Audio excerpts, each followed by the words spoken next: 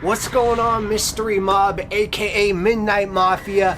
This is Hell Month, and I have a great story for you guys tonight.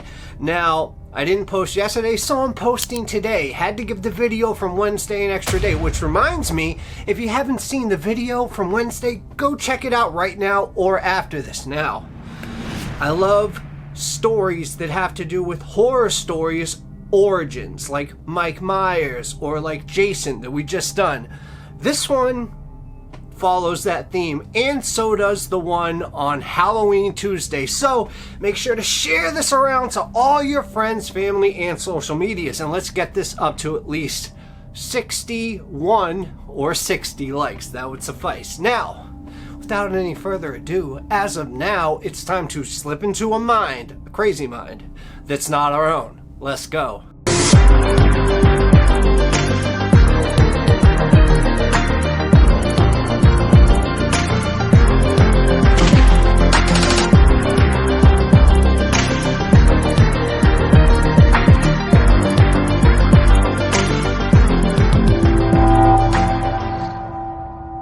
On the evening of Friday, February 22nd, 1946, James and Robert Hollis picked up their dates in their dad's Plymouth, which was an older car, and drove to downtown Texarkana Strand Theater to watch a horror movie.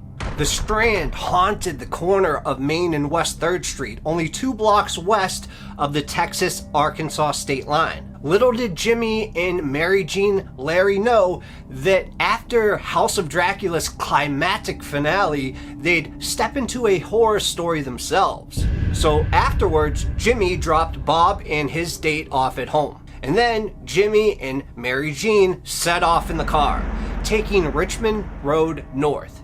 And when they arrived at a stretch of rural road known as Lover's Lane, it was about 11:45 p.m. And although Jimmy had told his dad he would have the car back before midnight, the couple spent the next 10 minutes kissing in the moonlight. Then out of nowhere, a harsh white light shone through the driver's side window.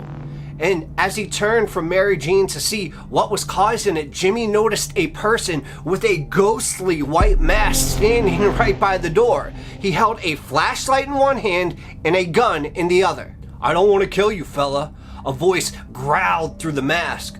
"So what do you say?" The gunman ordered Jimmy and Mary Jean out of the Plymouth through the driver's side door, and they stood shivering in the cool night air as he silently looked them over. "Take off your damn britches," he barked suddenly at Jimmy. And instinctively, Jimmy did not want to, but he removed his pants reluctantly when Mary Jean begged him to comply. And then a vicious pistol whipping sent him flailing to the ground, fracturing his skull. The sound of the blows was so jarring that Mary Jean thought that he'd been shot. And the hooded man now turned his attention to the 19-year-old woman.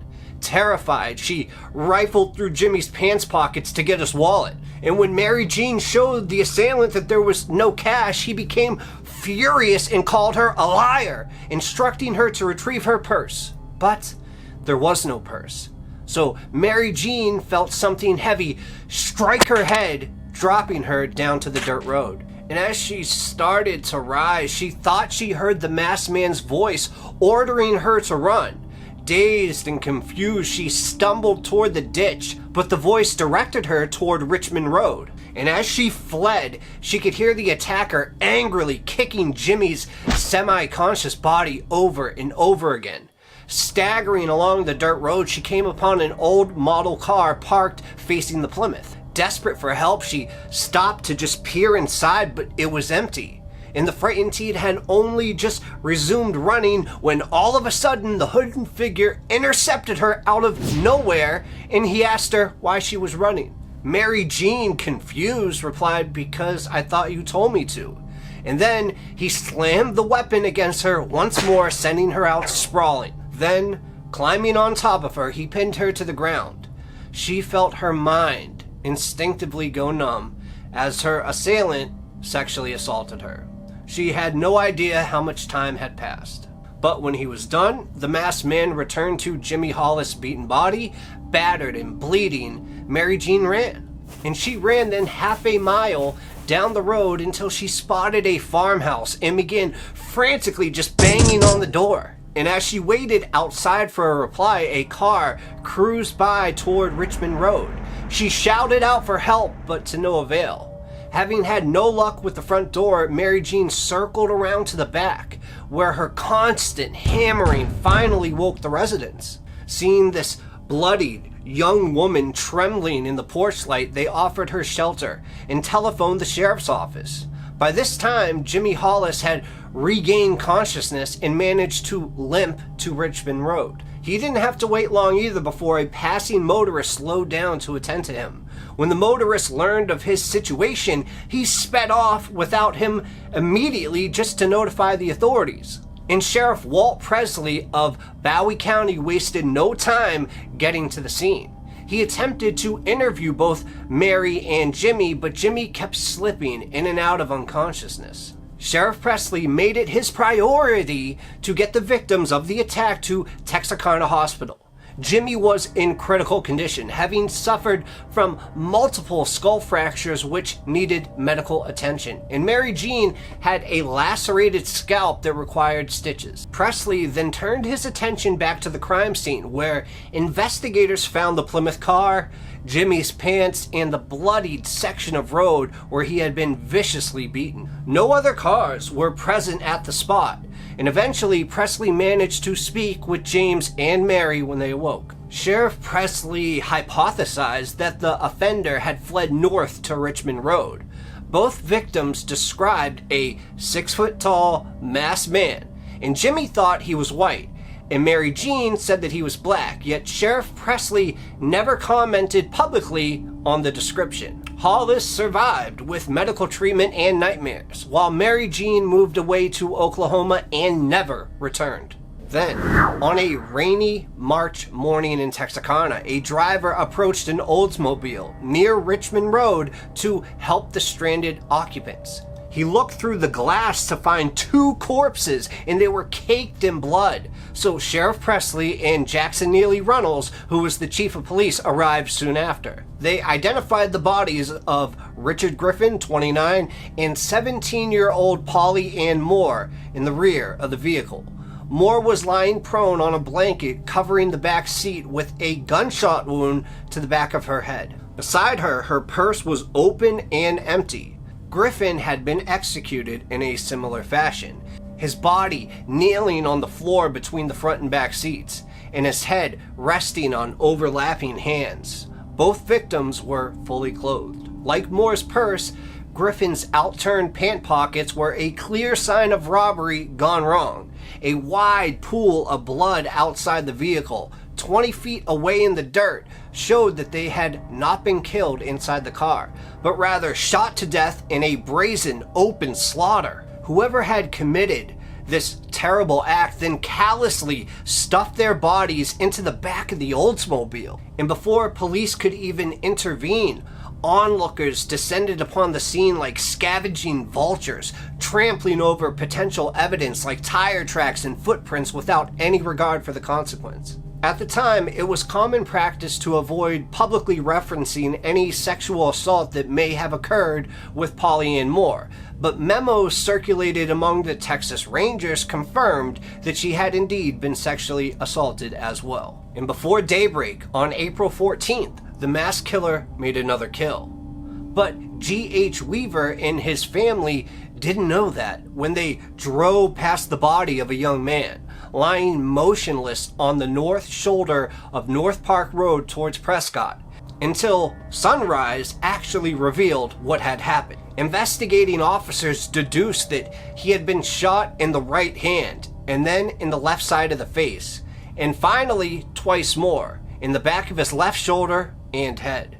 Nearby, Sheriff Presley stumbled on an address book, which he pocketed without telling anyone. 16-year-old James Paul Martin had gone to Texarkana on Friday and asked 15-year-old friend Betty Jo Booker, a saxophonist in the Rhythmaires Jazz Ensemble, for a date later that evening. And she reluctantly agreed, and they left a VFW dance at 1:30 to 2 a.m. But when James's bullet-ridden body was found lying on North Park Road, police and volunteers frantically searched for Betty Jo. James Martin's car was missing, so his friends concluded that if they found one, they'd find the other. Betty Jo Booker's body was discovered behind a tree on Morris Lane around noon. She was shot in the left side of her face and her heart. Surprisingly, she was 2 miles away from Martin's body.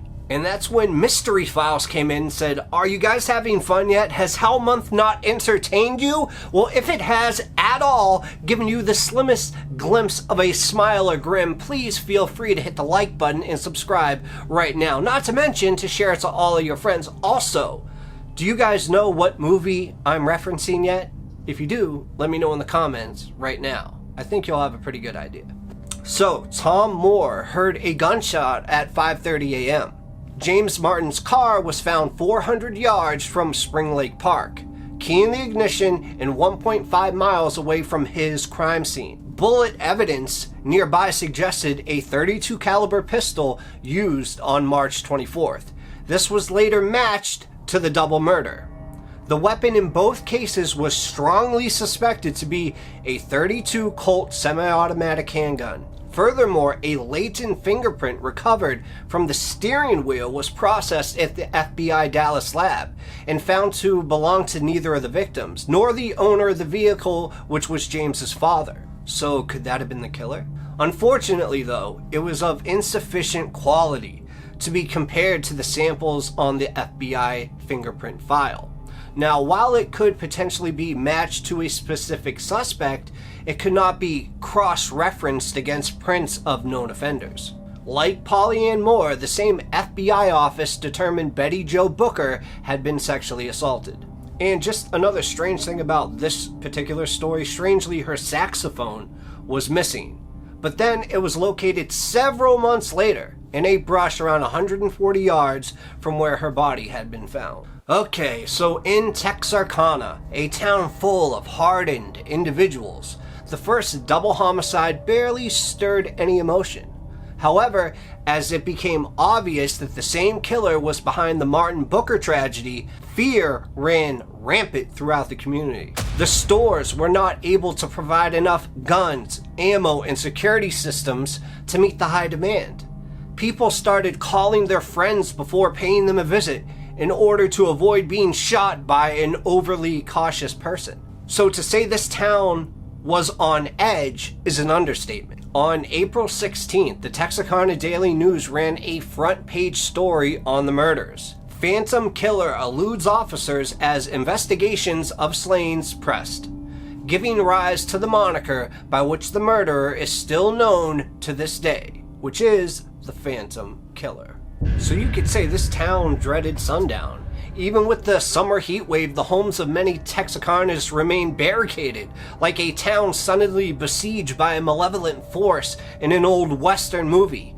Texarkana desperately needed a solution, and it seemed to arrive in the form of Manuel Trazaz's Lone Wolf Gonzalez, a Mexican Civil War veteran turned Texas Ranger specializing in forensic ballistics and graphology, and wielding pearl-handed pistols. Surrounded by excited journalists and camera flashes, Gonzalez promised to stay in Texarkana until the Phantom was caught. However, instead of tracking the criminal, he quickly gained notoriety for courting publicity more than anything else. And he gambled with a risky yet smart tactic of placing young couples at typical makeout points while armed law enforcement officers would be nearby hiding in the brush. But unfortunately, nothing came out of it. Maybe that's because the person who did this was on the police force and knew it was coming. But that's just one theory. Then in August, Gonzalez sent out a conveniently confidential memo taking himself and his company of Texas Rangers away from Texarkana, as there hadn't been any attack similar to that of the Phantoms in 3 months. The last had occurred at 8:30 p.m. on the night of Friday, May 3rd, at a rural property 10 miles northeast of Texarkana. Housewife Katie Stark had gone to bed early and was lying in her evening clothes. the farmhouse interior darkened by the moonless light. And in the living room, her husband Virgil was resting his sore back while thumbing through the Texarkana Gazette and listening to the radio. Suddenly, a strange noise came from the outside. Katie asked her husband to turn down the radio, but was answered by shattering glass. Thinking Virgil had dropped something, she hopped out of bed and hurried into the living room. Virgil stood up from his armchair, a look of shock and fear on his face before falling back into his seat, leaking blood. He had been shot right through the window. Horrified, Katie ran to the phone, fastened to the kitchen wall, lifted the receiver, cranked the handle twice, and she felt something strike the left side of her face. In the kitchen floor was a scene of utter chaos, spattered with traces of blood and teeth. In the midst of this frenzy, she managed to pluck out a single gold-filled tooth before fleeing. Katie blazed through the master bedroom and then down the hallway into another bedroom, sprinting then towards the living room until she burst out onto the front porch. Dashing across Highway 67, she pounded desperately on her neighbor A.V. Prater's door with one hand while clutched tightly in the other was her golden tooth. Upon seeing her injured state, Prater raised his rifle and fired a warning shot off into the night sky. Elmer Taylor whisked her away in his sedan. Katie slumped in the passenger seat, struggling to keep consciousness as blood flowed freely from her wounds. With a screech of tires, they drove her off to the Michael Meager Memorial Hospital. And upon arriving at the hospital, it was determined she had been shot in the face. Fortunately, she would survive. While the attack on the Starks is commonly considered to be the last of the so-called Moonlight murders, there is reason to doubt it is connected. Certainly, whoever fired the shots that killed Virgil Stark and wounded his wife, targeting a male and female, but this violence was directed at an older married couple in their own home, rather than more youthful victims in the pseudo-privacy of a parked car. Plus, the Starks were hit with a .22 caliber bullet, whereas the previous homicide victims were killed with .32s that were scientifically proven to have been fired from the same pistol. Furthermore, Virgil Stark had been carrying on an affair with a married woman whose husband had recently returned to the area from World War II. So not only did this mean there was at least one other person residing locally with a motive to harm Stark, it may also account for the deviations in the MO. It had been 3 days since the Stark attack when a severely injured body of a homeless man, Earl McSpadden, was located on railroad tracks about 15 miles north of Texarkana in Little River County. The corpse had been mutilated further by a train which had passed over him at 5:30 in the morning. Dr. Frank Engler, who inspected it, noticed that Mr. McSpadden's hands had defensive wounds, indicating he had struggled with an assailant that was armed with a knife. And there was a deep 2-inch long gash on the left side of his temple capable of causing his death. Now, despite the lack of any physical or behavioral evidence linking McSpadden's death to the killings in Texarkana, his timely demise gave rise to a number of oft-repeated popular speculations. In one scenario, McSpadden was the Phantom Killer himself, who, racked with guilt, decided to put an end to his miserable existence. Another theory holds that he was the Phantom's last victim, murdered either because he knew too much or as an elaborate means for the gunman to fake his own death. While none of the investigators gave much credence to McSpadden's death being related to the Phantom, it goes a long way to explaining the dramatic escape by railway finale to The Town That Dreaded Sundown in 2003. And if you didn't know by now, that's what this story is about, the movie The Town That Dreaded Sundown. And the citizens of Texarkana gather every Halloween season, probably right now, in Spring Lake Park to watch The Town That Dreaded Sundown. And while it is not impossible that the Phantom Killer is among them, even if he was as young as 18 in 1946, he would be more than 90 years old today, but it's possible that he's still there with them. If you enjoyed episode number 7 of Hell Month, please give this a like. Episode number 8 on Halloween is a blockbuster, I'm telling you, but that's all I got for you guys today. I really hope you enjoyed it, and I'll see you next time. Cheers.